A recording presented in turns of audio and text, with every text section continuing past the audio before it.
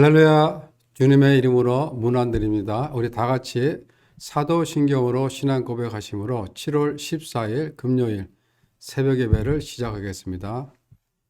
나는 전능하신 아버지 하나님 천지의 창조주를 믿습니다. 나는 그의 유일하신 아들 우리 주 예수 그리스도를 믿습니다. 그는 성령으로 잉태되어 동정녀 마리아에게서 나시고 본디오 빌라도에게 고난을 받아 십자가에 못 박혀 죽으시고 장사된 지 사흘 만에 죽은 자 가운데서 다시 살아나셨으며 하늘에 오르시어 전능하신 아버지 하나님 우편에 앉아 계시다가 거기로부터 살아있는 자와 죽은 자를 심판하러 오십니다. 나는 성령을 믿으며 거룩한 공교회와 성도의 교제와 죄를 용서받는 것과 몸의 부활과 영생을 믿습니다. 아멘. 언제나 동일하시고 살아계셔서 저희들의 찬양을 받으시기에 합당하신 주님께 감사와 찬양을 드립니다. 오늘도 저희들에게 귀한 생명 주시고 또 이 아침 주님의 말씀을 사먹고자 주님 전에 나왔습니다. 예배 드리는 저희들의 심령마다 성령께서 함께하여 주셔서 이 드려지는 예배가 주님께 연락되는 귀한 시간이 될 수 있도록 아버지께서 함께하여 주시옵소서. 저희들 오늘 하루도 살아갈 때 공급해 주시는 하나님의 은혜와 사랑 가운데 살게 하시고 우리 섬기시는 각자의 삶의 현장에서 우리가 주님을 힘써 섬기며 주님이 주신 그 생명의 능력으로 하나님의 백성으로서의 거룩한 삶을 살게 하여 주시옵소서. 이 시간 필요 쓰신 하나님의 귀한 말씀을 받습니다. 우리가 함께 나누고 묵상할 때 은혜가 넘치게 하여 주시옵소서. 감사를 드리며 예수님 이름으로 기도드리옵나이다. 아멘. 오늘 우리에게 주신 하나님의 말씀은 아가서 8장 6절부터 7절입니다. 아가서 8장 6절과 7절 찾으셨으면 제가 봉독해 드리겠습니다. 너는 나를 도장같이 마음에 품고 도장같이 팔에 두라. 사랑은 죽음같이 강하고 질투는 수월같이 잔인하며 불길같이 일어나니 그 기세가 여호와의 불과 같으니라. 많은 물도 이 사랑을 끄지 못하겠고 홍수라도 삼키지 못하나니 사람이 온 가산을 다 주고 사랑과 바꾸려 할지라도 오히려 멸시를 받으리라. 아멘. 본문을 다시 한번 읽으시고 개인적으로 묵상의 시간을 가지시기 바랍니다.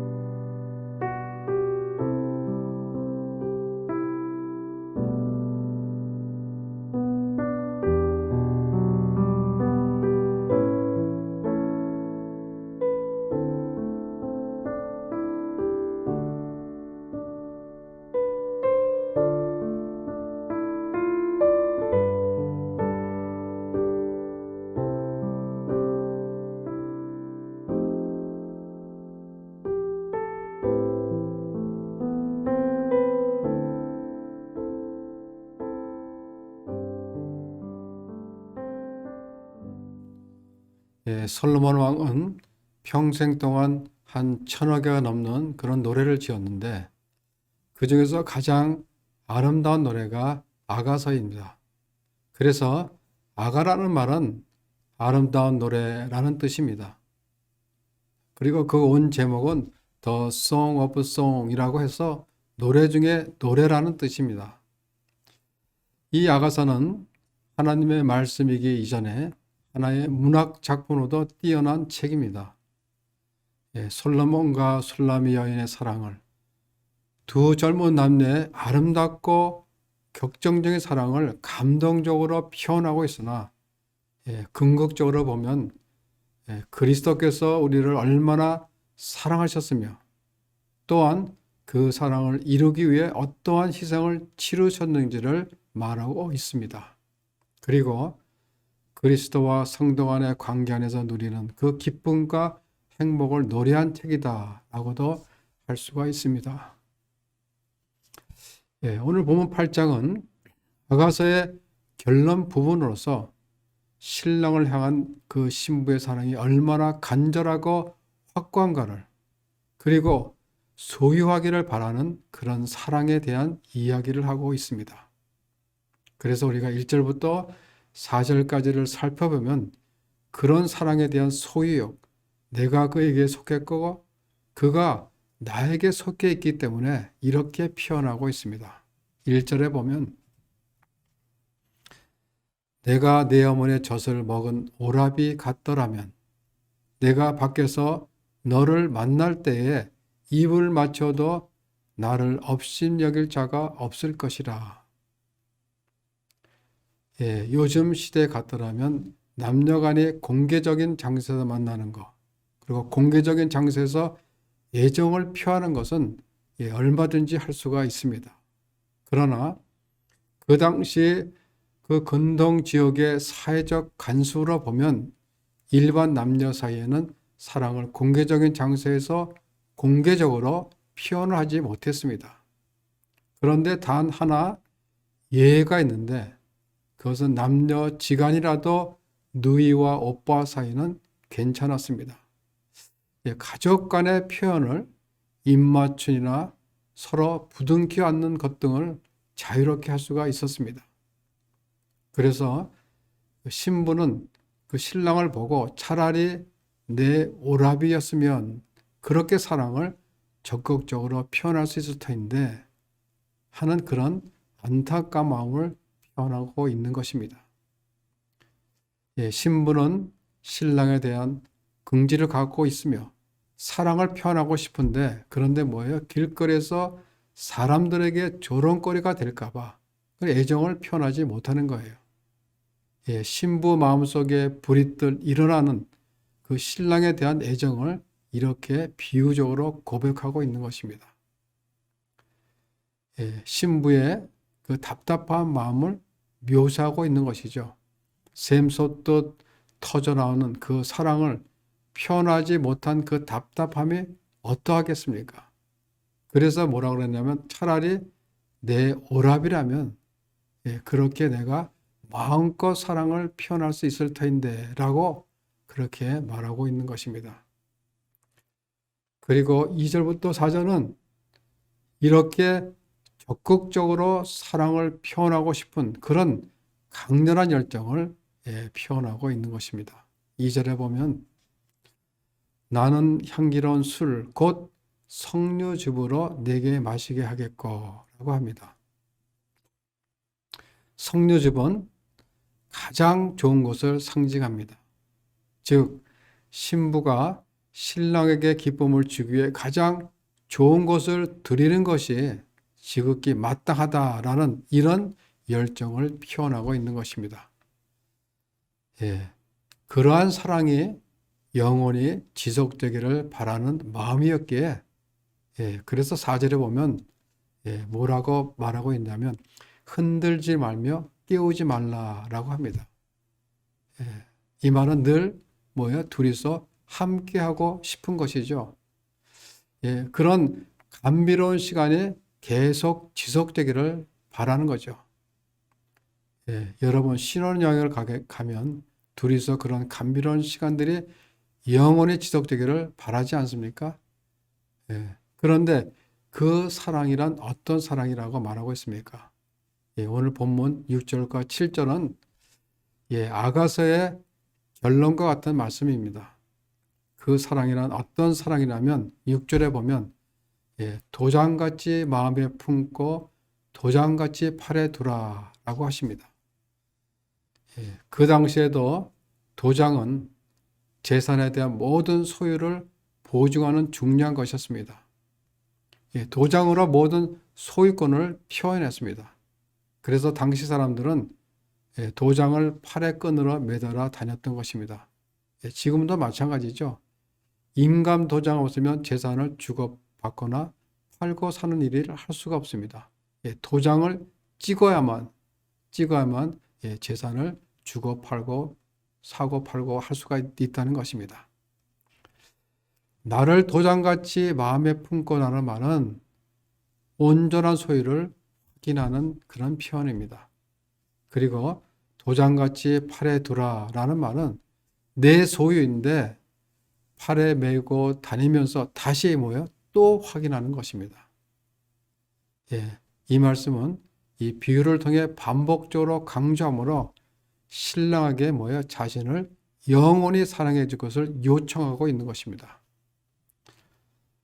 그렇게 내 전부를 주님께 드리고 주님께서 나를 소유하고자 하는 그런 마음을 우리에게 깨닫게 하기 위해서 이런 표현들을 이 아가서를 통해 우리에게 주시는 것입니다. 그리고 그 사랑의 힘은 어느 정도라고 합니까? 사랑은 죽음같이 강하고 라고 합니다. 이 말은 이제 두 사람의 사랑은 그 어느 누구도 끊을 수가 없다는 것을 극단적으로 묘사한 것입니다. 또 질투는 수월같이 잔인하며 불길같이 일어나니 그 기세가 여호와의 불과 같으니라 라고 합니다. 역설적으로 말하면 질투는 뜨거운 사랑이다 라고 할 수가 있습니다. 정말 남녀가 뜨겁게 사랑한다면 질투가 있게 마련입니다. 사랑하지 않는 사람은 질투를 하지 않습니다. 우리 하나님께서도 택하신 백성들을 뜨겁게 사랑하시기 때문에 질투를 하십니다. 그래서 하나님께서는 자신이 질투하는 하나님이라는 것을 이렇게 말씀하십니다.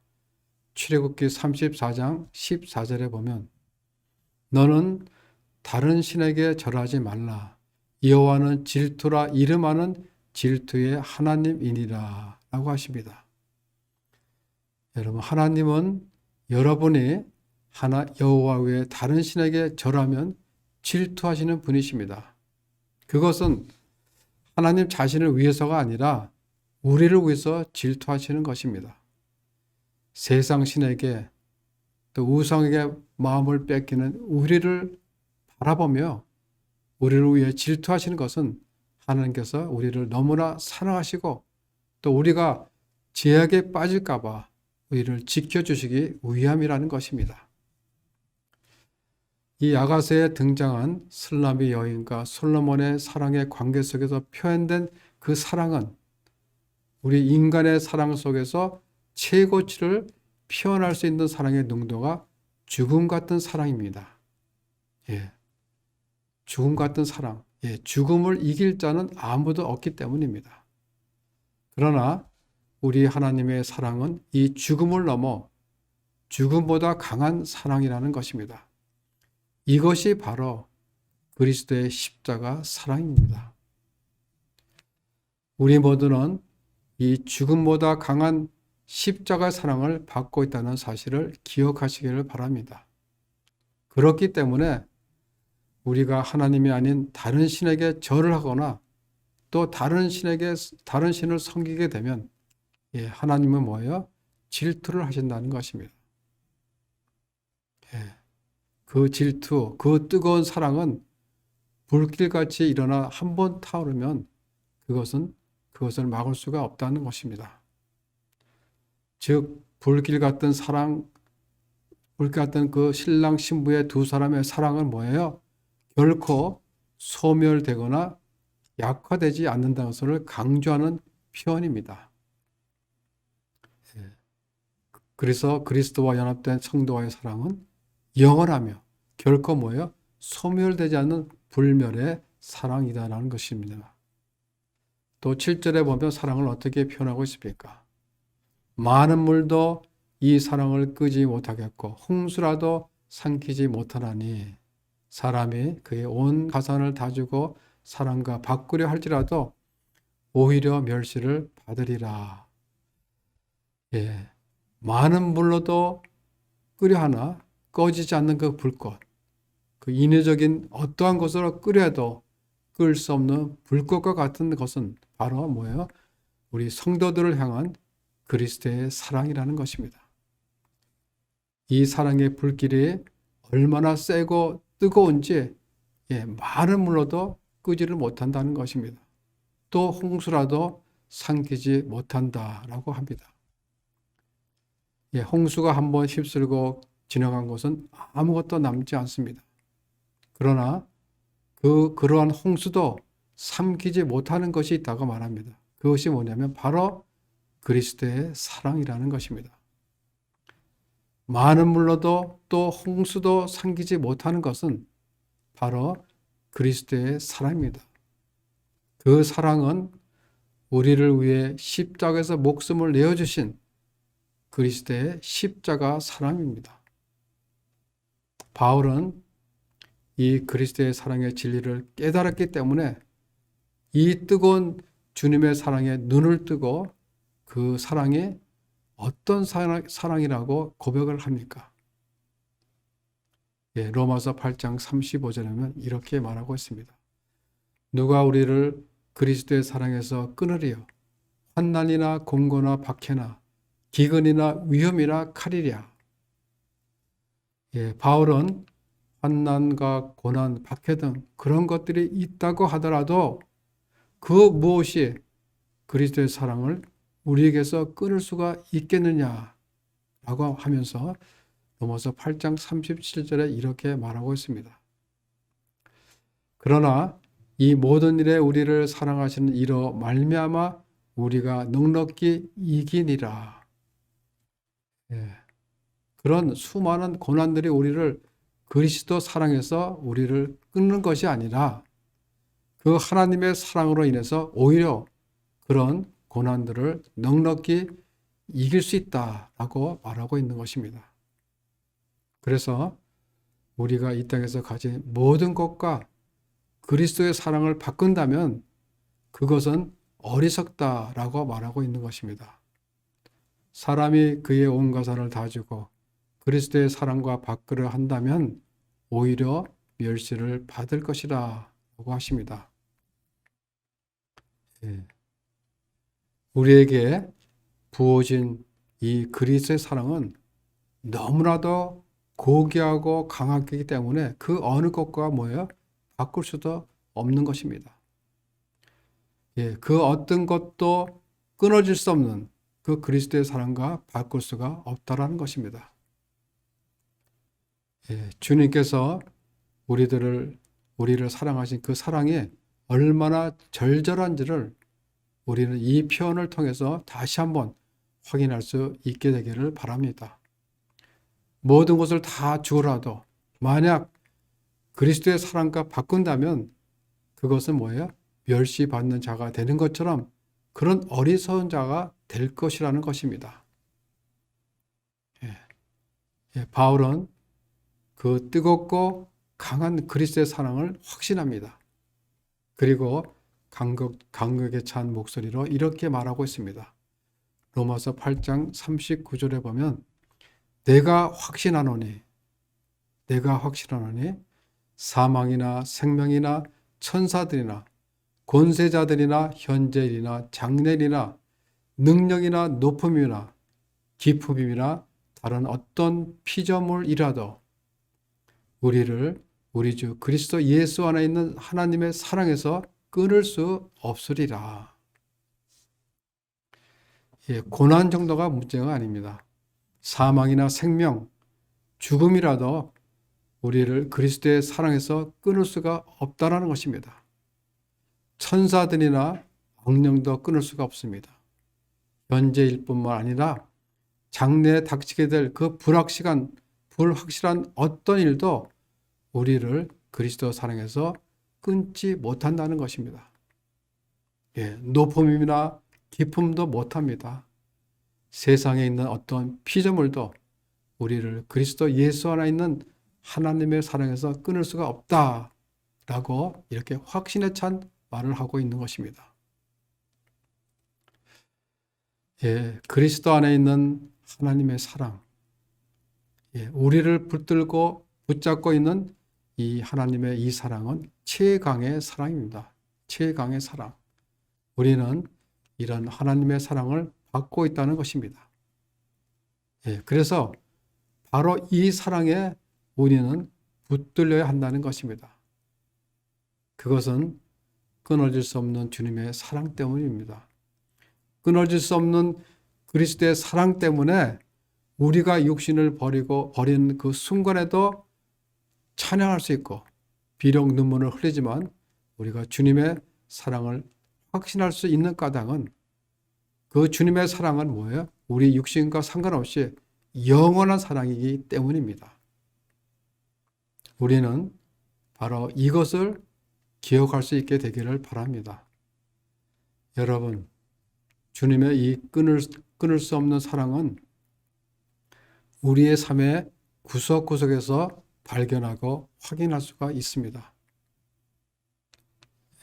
그런데 그런 사랑을 우리가 잊어버린다면 우리는 세상을 살아가면서 근심과 걱정, 염려와 고통의 시간을 살게 될 것입니다.